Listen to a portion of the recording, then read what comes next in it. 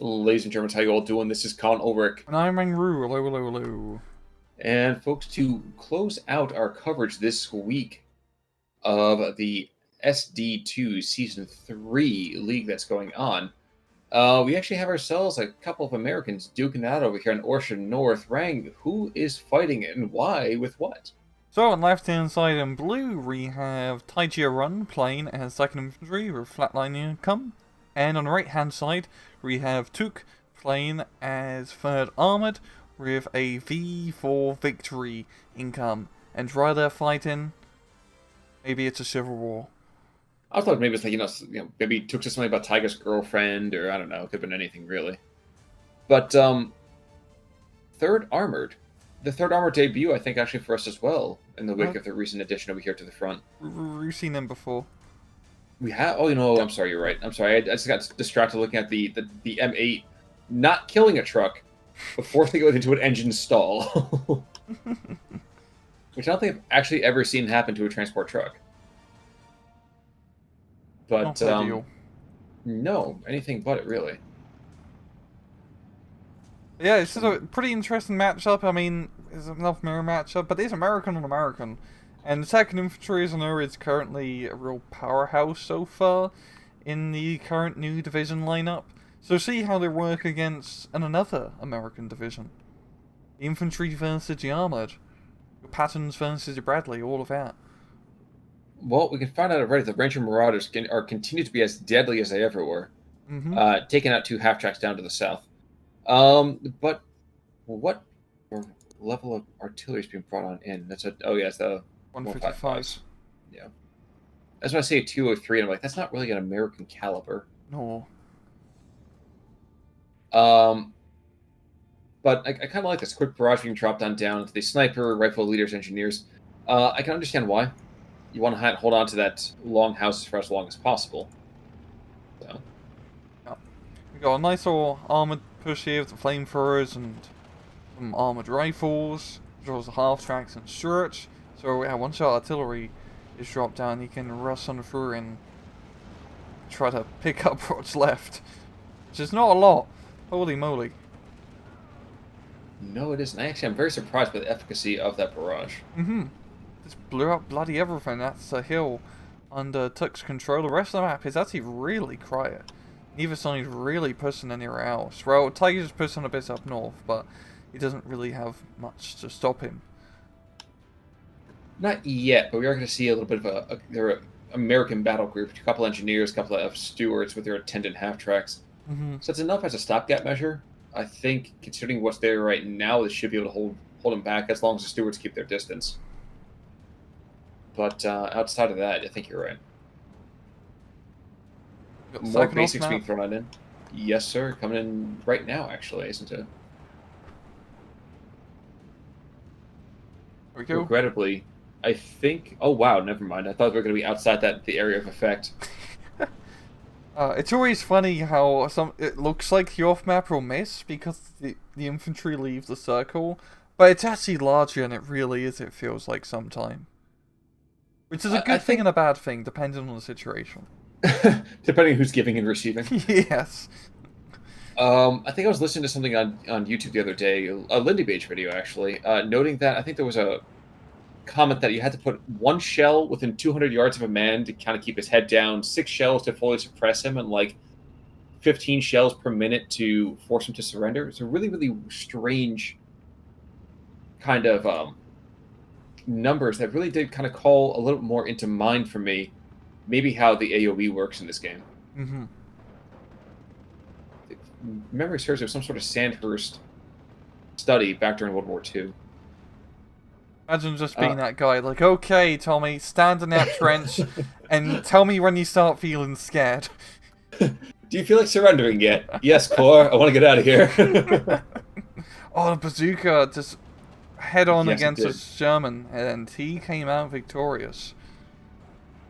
Well, there's these 60 mils that have just been firing off all of their rounds to, I wouldn't say minimal effect, but it's been surprisingly light effect. And actually, we're also seeing that Ranger Marauders being as deadly as they ever are taking out a leader unit behind enemy lines. They may not hold territory, but by gosh darn it, they can make it uninhabited of other troops. Yeah, and the real problem that second infantry will face in this matchup is trying to knock out the armor.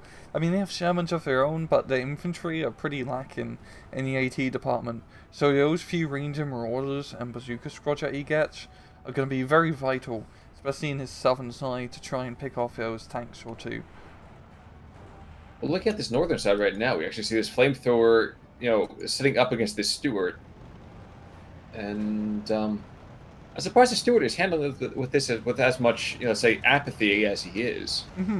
That's just a little bit of fire. Dude, if my tank is lighting on fire, I am... It's going to be a very difficult situation, let's just put it that much. Yeah, the whole southern side is completely role reversed here, as Taiga has managed to, well, capture the entire bloody hill, and, well, Tuuk, he's not happy about that. He's got off-map being dropped in on the position, and some more infantry being brought in. And you have to feel bad for those basics that are being brought on in. I mean, these guys don't want to be anywhere near the front lines, but, yikes. You want to know who did win them that front line, though? It is those mortars. Yeah. Second infantry has such a strong house of artillery. I mean, I believe. Okay, the 60mm mortars don't have radios, but I know the 80s and 107s do, which is huge. But even then, 60mm mortars, I mean, not the highest caliber, but they shoot pretty fast. They certainly do. When you have an artillery park of 4 of them, also. Artillery might drop a little bit long here, but going back to what I just said last time about the artillery, what do I know? Some Zook teams being rushed onto the front. Yeah, I would be ditching out right now. Jump! A little bit far away to get the Zook off, but... But like you said, I mean, Ranger Marauder sitting in this southern house down here. And maybe we'll see a couple of tanks being swung around to try to get it up and in. I know there's definitely a couple of Stewarts being brought forward. I'm actually quite surprised we haven't seen Tuuk try to maybe push the middle area of the map. Considering he is the armored division, he would have a bit of a better time with a more open ground engagement rather than trying to grind it over the forest. Because in the infantry game, third armored, I mean, the infantry's good, but you don't get a lot of it compared to second infantry. No, you do not.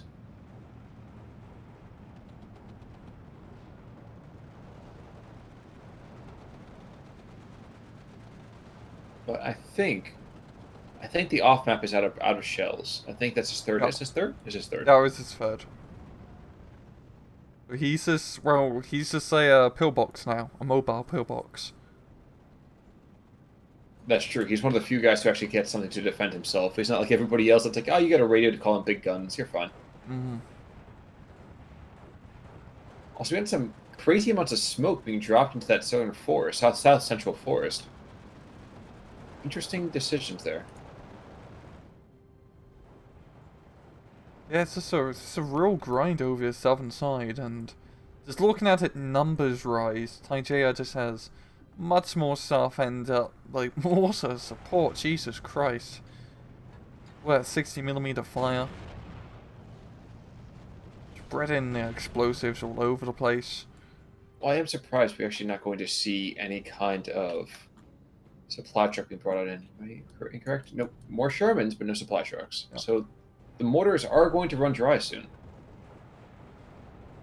Hopefully get a supply truck out soon. You got a half track trying to make a beeline for the southern hill, or the middle southern hill. Kinda gets blown up by an anti-tank gun, which is not how I'd want to go. Yeah, I'd argue there's many ways I would want to go, but that certainly is definitely up there. Oh, it's armored rifle squad behind enemy lines here. If he jumps into that building, he could get himself a nice Sherman kill. I think he hears you. Come on. I couldn't be sure, but I think he might hear you. They see each other. Yep. Shoots through the crack of, shoots just through the tiny gap of that building and gets a kill. It's really quite surprised they model, little literal Well, hole you between the know, buildings. they grow big down on the farm. Mm-hmm. Now, here's what gets interesting. Because we have V for victory here. So what 120, 180, 80, that's going to be absolutely devastating to go the other direction. Yeah. As to be very surprised if you don't get some crazy amount of tanks, crazy amount of, everything, really.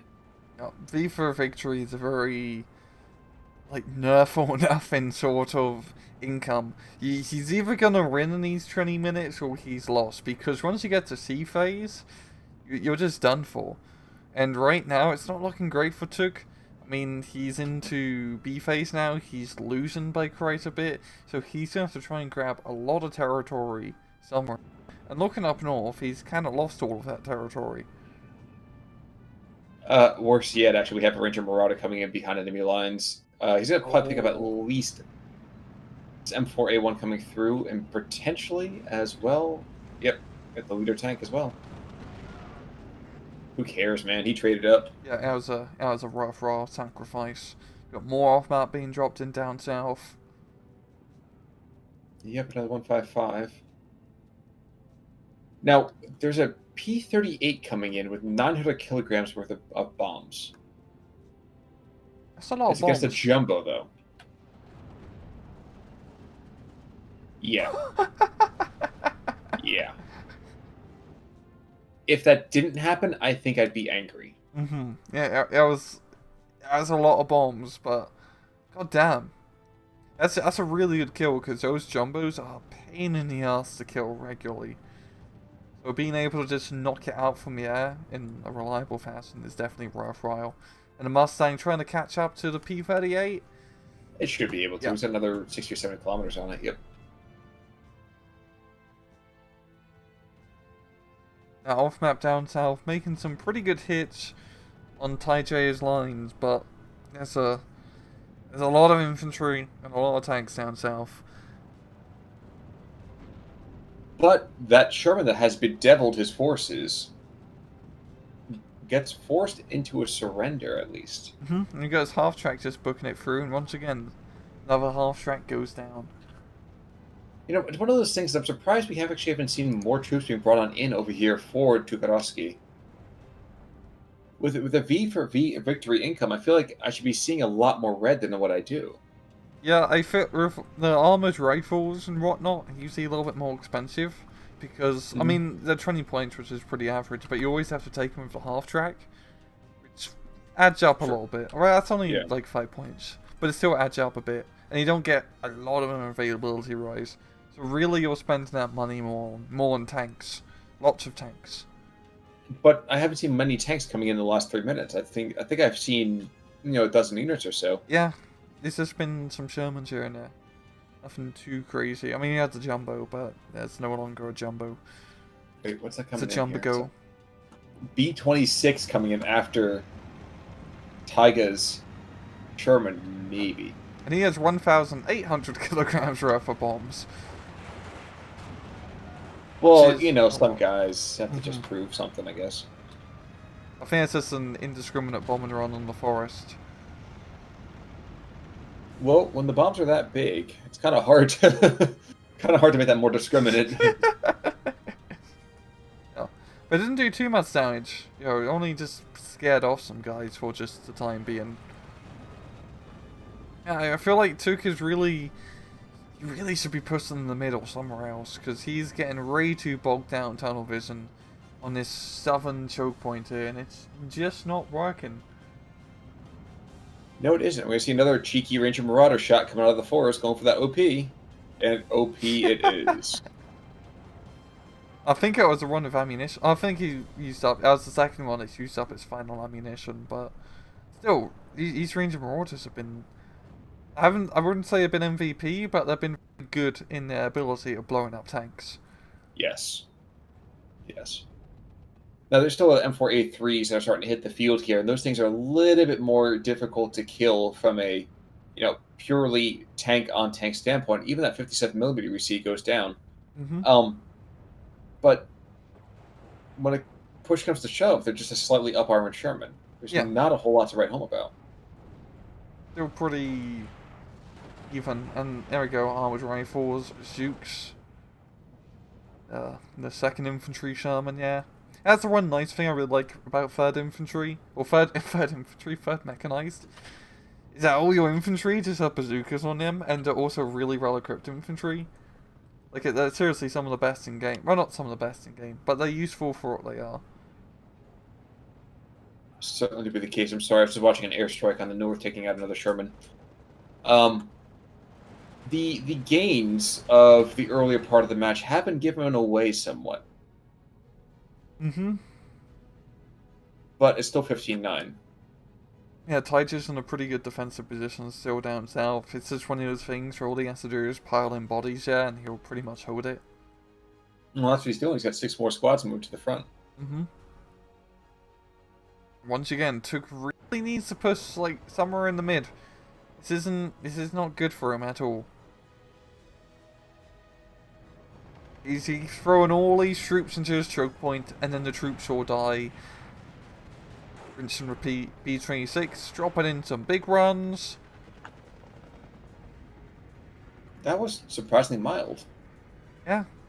Was it the 50 kg B-26? Yeah, it might have been the 50 kg one, the carpet bomber.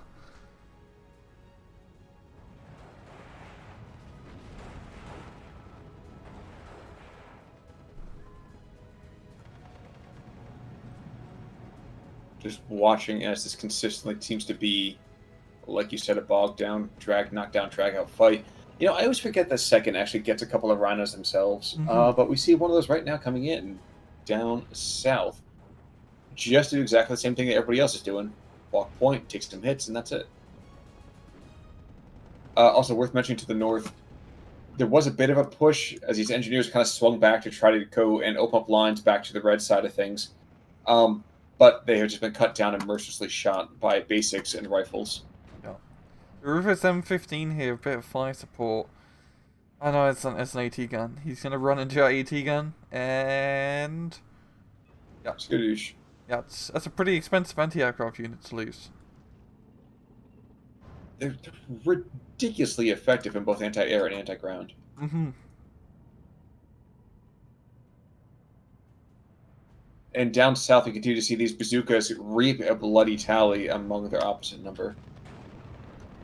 This has been like a death crossroad here. All sides have been throwing everything in. You just want to look at the number of burning piles of smoke. I can count a dozen of them easily, and then it starts getting kind of hazy from there. Oh yeah, if you zoom in into the map, it's just smoke. Lots and lots of smoke. Quite eerie. It is. It is, and this part of the road is the wide part. Mm-hmm. Well, we have a couple of last armored riflemen BARs desperate to hold up the approach here. They don't do it any longer than a couple of seconds. They do go down.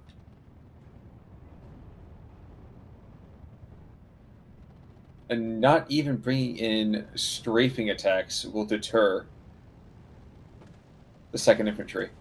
It is a little curious to me to see an armored division struggle so much to kind of shift at least the infantry assets, but I think a lot of this has been due to the rather sneaky anti-tank play. Is that a fair way to put it? Yeah, I think?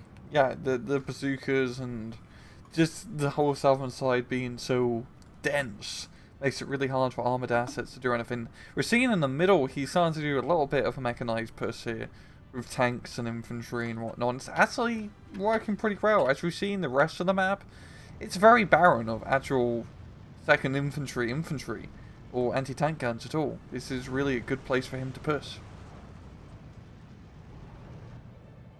Need those wide open spaces. I know Gabby's in the field and Gabby gets it head on. Surprised actually, because I would have thought the M15 would have been a little bit more terrifying for him. He's so fast and so agile. M15 has a hard time. He's smoking just because he wants to. Mm-hmm. All the cool kids do it. Exactly. Yeah. But while there has been this rotation up here, in this rather tentative push to the center, I don't think it's going to happen with anywhere near the amount of time that it needs to become truly effective. No, I don't think so, but It makes me so sad to see. We finally see a little bit of proper armored push here in the middle, but it's coming way too late. Got the off map here from Tuuk. Trying to just clear out southern area. I mean, it's not much here. It's only a single rifleman squad, but he doesn't know that.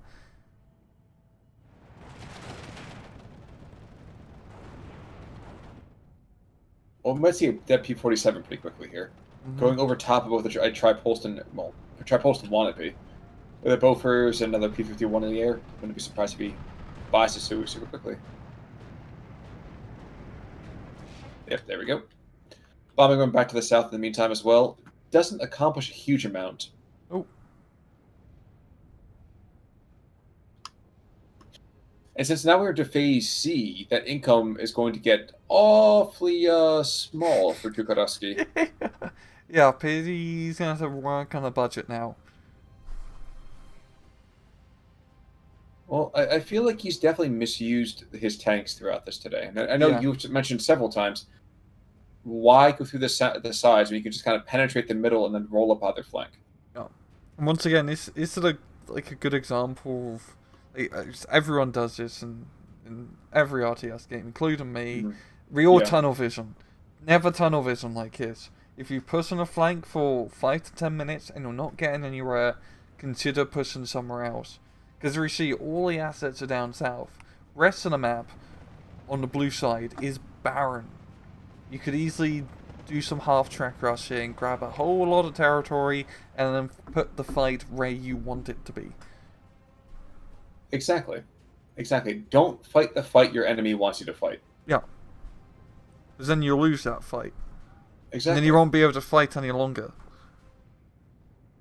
True. And actually, we should say that lone rifleman survived the entire artillery barrage to get shellacked by 3 squads of engineers, 3 half-tracks, 2 turtle doves, and a minor defeat in Tuuk's paired tree. But the KD was surprisingly close. Yeah. Both sides were just really going at it down south, and looking at kills, yeah. There's Trevino, who's got himself a good number of kills, maybe not the highest quality. Yeah. Looking at losses, Haynes, Ranger Marauder, 4 kills. Imler, 3 kills. I mean, Erin did pretty decent. They're not the cheapest AT, but at the same time, when you can use that to kill a couple of half-tracks, a couple of tanks, they pay for themselves rather significantly. Yeah. Well, I was quite surprised the Americans won that match, huh? Yeah, I really thought they would look like the Americans were going to throw it for a bit. Yeah, but they managed to pull it in at the end. You would have thunk. Indeed. Exactly. It's one of the mysteries of the universe, I suppose. Mm-hmm. But you know what, Rang? I feel like that should probably end our coverage this week for the SD2 League. Yep. Any final thoughts for our listeners? None. Just expect more League replays next week. Indeed. Folks, until next time then, I'm Con Ulrich. I'm Rangru. Take it easy.